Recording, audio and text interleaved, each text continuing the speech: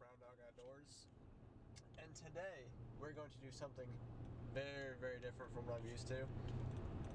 We're going to actually go fish for hybrid bass, and I've never caught one before. I've never really been around them, and I got a new toy for the boat, which you guys will see later. I got a Garmin 93 SV but I got a live scope. And yesterday I just wanted to try it out, and I went to the river and I found a massive school. And I was like, oh, I wonder what those are. Those are bigger. They're definitely not gonna be crappie, bluegill, or anything like that. So I started throwing them there, and I just absolutely wore them out. But of course, I didn't have my camera. It's similar conditions. It's not as hot as yesterday. So I'm taking the camera. We're meeting my buddy out at the ramp, and let's see what we can do. Let's see if we can get some ton of striped bass, because like every cast they're just hitting something. They're just aggressive. So let's see if they're still doing that. But let's get at it. I'll see it at the ramp.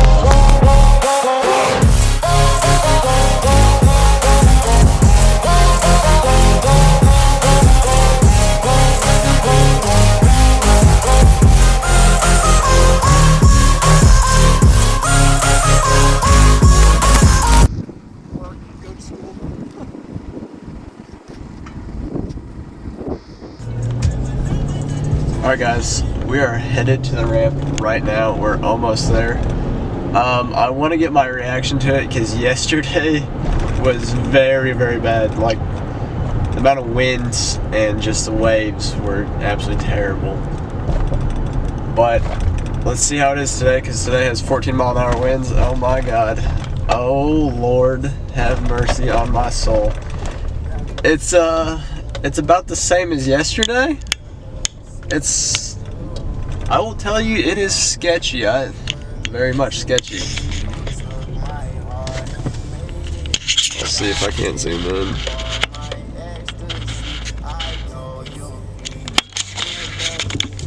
I'll get some video of us driving around. It is absolutely white capping. So we're gonna pick up my boy, get the boat in, and go to the spot. The spot's not very far, so let's try and get on him. Oh, there he is.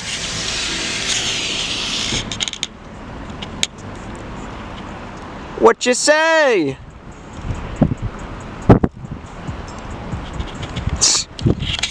All right, let's get the boat in.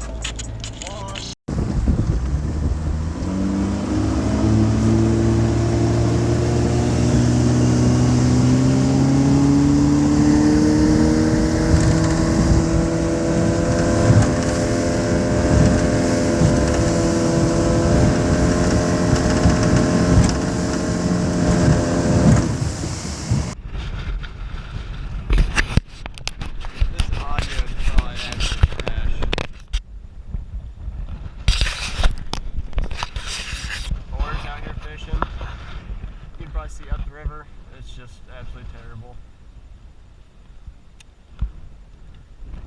I should be able to get one right here.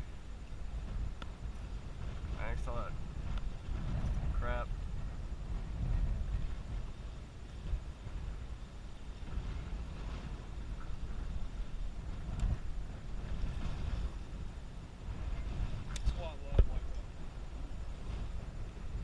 Light, medium stuff's the way to go. Yeah.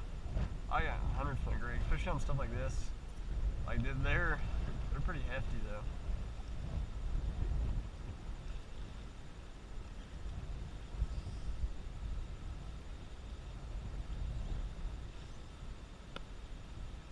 I don't think really like them on lipless right now.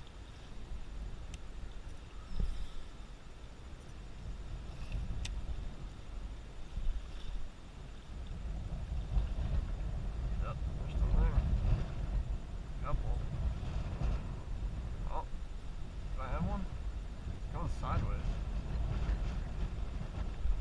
Got one. Oh, dude, this one's decent. Oh, yeah.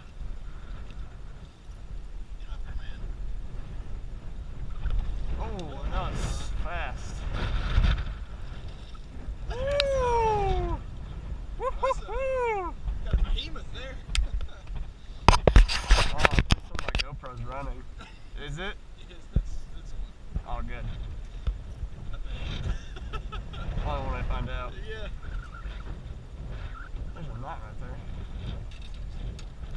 That's pretty heavy fish. Dude, I'm gonna scale if you're curious. I actually am kind of curious on these.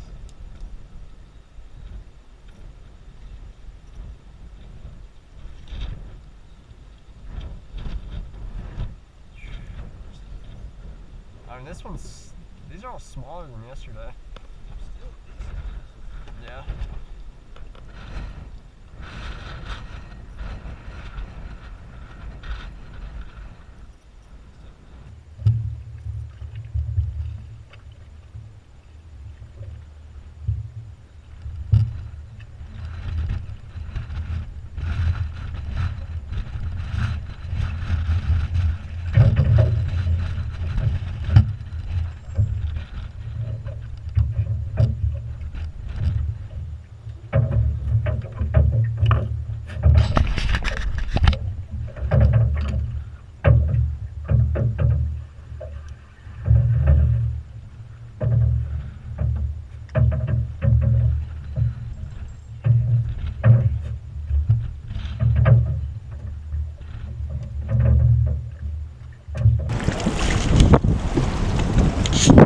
Old boy got himself one.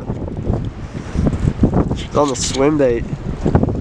We're in here casting this thick stuff and just bring it along because on live scope, I'll try to show you right there. Let me move the boat real quick. There's a tree right here. Let's see if I can end right. There's a tree right there. And you can see a bunch of fish moving up and down the water column right here eating. And we're just casting in there. He got himself one. Let's get back in there and get another one.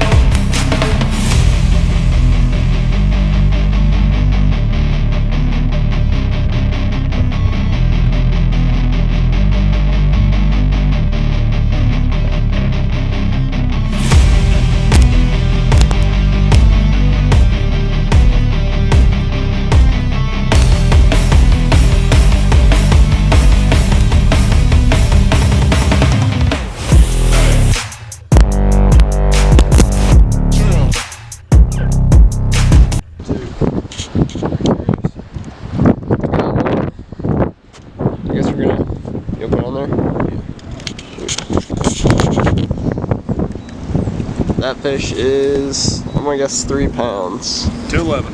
211, dang, I was definitely off. It's not bad though. Shoo, starting to bleed a little bit. Yeah. Looking back. Woo. Oh, it's not some hardy fish. Woo, woo, woo. Yeah, just a big little guy.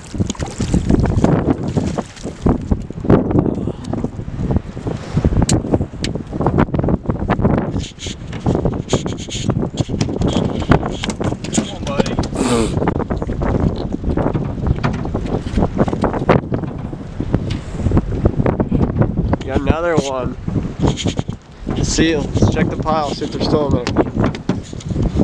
Oh. Let's see, it's moving around. They're still in there. You can kind of see them moving around right there. Woo, good stuff, Nathan. What is up, guys? And this is the end. A fantastic trip we had. We were probably out there for about an hour, caught 6. So it wasn't a whole lot, but it was still great fun. I'm gonna go over what we used and a little bit of why I chose to even look at that spot yesterday. So obviously this is a new day because yesterday it had every bit of 15-mile-an-hour winds and up. But yesterday we were catching them on swim baits, and I was catching all mine on little crankbaits like so. Also caught one or two on a little Rapala lipless crankbait. It's the Clackin Wrap 06. This little small thing. The rods I use, every rod you see in this video will probably be a Vexan or a tackle industry rod. That's pretty much the only thing I run. For this one, this is the one I was throwing my bigger stuff on, like my swim bait and also my lipless. And this is a 7-foot CRC. So the action is really light on it. It's mainly what I use for my crankbaits for bass fishing. So as you can see, there's a lot of bend in the rod. And I have a 13 fishing Concept C lined with, I believe, 13 or 12 pound fluorocarbon. On this rod, it is also a Vexan rod. It is my spinning rod. I think it's a 7.2. Yeah, it's a 7.2 medium. And then this one, I just have a very crappy Blue Garcia reel. It needs change because those hybrids absolutely destroyed this reel. Everything in it's just cranking and creaking. It's just really nasty now. And I believe I have 10 pound fluorocarbon on this. And this one right here is what I caught pretty much all of my fish on from the day before and yesterday. It is a VexanRattling Wasp. And as you can see, it got absolutely destroyed. Teeth marks all over it. The front and back hook are different colors now. But this is a great fight on these rods. That's the tackle I used. And then for the spot, so the past 2 days have been 15 to 20 mile an hour south winds. So this is the wind, this is the current of the river. When I put in, I noticed there's a big structure that was out of the wind, and I knew that would probably be a filter point for phytoplankton and shad. So I went there to check first, and when I pulled up, the wind was just ripping me down the river. I came around, and there's right where there's a line of buoys that come out right here, and it's just filled with sticks and trash and stuff. So it has a lot of habitat underneath that, like a lot of cover floating around. And I was like, this would be a perfect spot, because when the wind's pushing this way, the current's pushing this way, it's just gonna be a big kind of circle. So everything's just kind of filtering right there and coming up around.